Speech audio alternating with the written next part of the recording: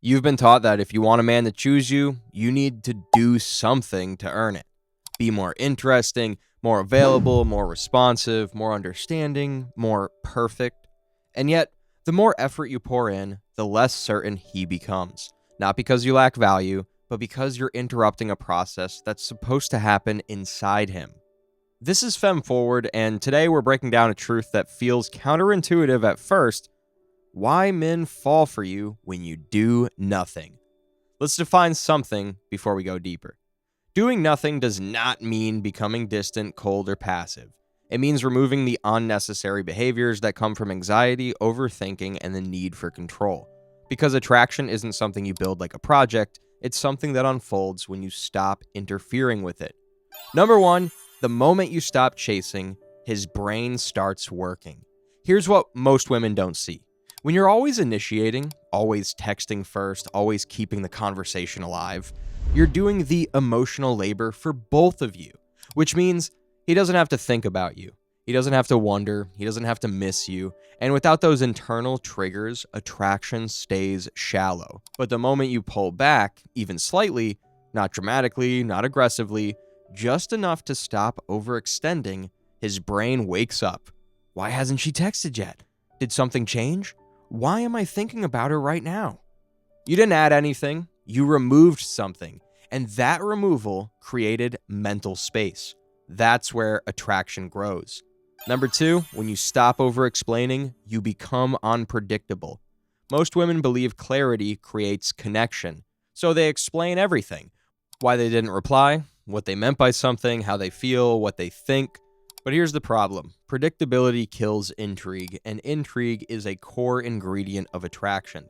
When a man can fully map you out too quickly, he stops exploring. But when you don't over-explain, when you leave certain things unsaid, when your responses aren't overly detailed or overly available, you introduce unpredictability.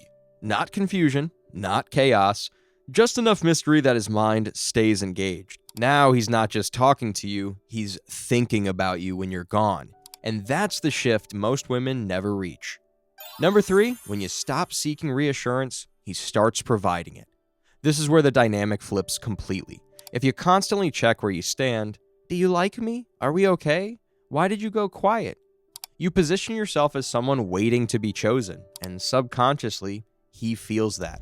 But when you stop asking for reassurance, something subtle but powerful happens. He begins to feel the lack of certainty. And humans naturally move toward what feels uncertain but valuable. So instead of you asking, do you like me? He starts showing, I want you. Through effort, through consistency, through attention. Not because you demanded it, but because he felt the need to secure his position with you. Number four, when you stop filling silence, your presence gets stronger. Most people are uncomfortable with silence. They rush to fill it. They talk just to avoid awkwardness. But strong presence doesn't come from constant talking. It comes from comfort in stillness. When you're okay with silence. When you don't rush to entertain. When you let moments breathe. You create a different kind of energy. He becomes more aware of you. Not just your words, but your presence. Your eye contact. Your expressions. Your calmness, because now he has to tune into you instead of being distracted by constant noise, and that creates a deeper kind of attraction. Number five, when you stop trying to impress, he starts connecting. Trying to impress a man feels natural. You want to show your best side, your achievements, your personality, your value. But here's the paradox. The more you try to impress, the less authentic you become, and people don't connect to perfection. They connect to realness. When you stop trying to prove yourself, when you stop curating every word, when you stop managing how you're perceived, you become grounded. And that grounded energy does something powerful. It makes him relax. And when he relaxes, he connects emotionally. Because now he's not evaluating you, he's experiencing you. Number six, when you stop overgiving, he starts moving toward you. If you give too much too early, time, attention, emotional availability, you remove the need for him to invest. And anything that doesn't require effort doesn't create attachment. But when you naturally hold your energy, not as a tactic, but as self-respect, he feels the gap. And that gap pulls effort out of him. He texts more, he initiates more, he thinks more, because now there's something to gain, something to earn, and that activates pursuit. Number 7, when you stop controlling the outcome, he starts leaning in. A lot of women don't just want connection, they want certainty. They want to know, where is this going? What are we? How does he feel about me? So they try to guide the situation. They push for clarity, they push for direction, they push for answers. But the moment you try to control the outcome, you remove the emotional journey. And without a journey, there's no attachment. Because attachment forms through movement, through uncertainty, through curiosity, through emotional progression. When you stop trying to control where things are going, you allow him to experience the process. And when a man feels like he's moving towards something on his own, he values it more. Not because you made him, but because he chose it. Number 8, the space you create becomes his obsession. Here's something most women completely overlook. A man doesn't fall for constant presence. He falls for the space you leave behind. When you're always there, always texting, always replying, always available. There's no gap, and without a gap, there's no imagination. But when there's space, his mind starts filling it.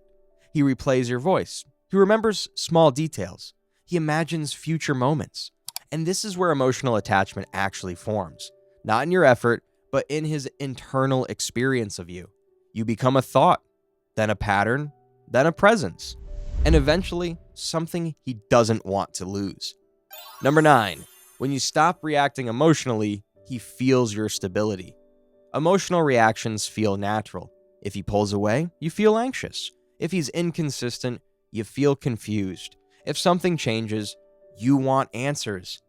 But when you react to every shift, you communicate instability.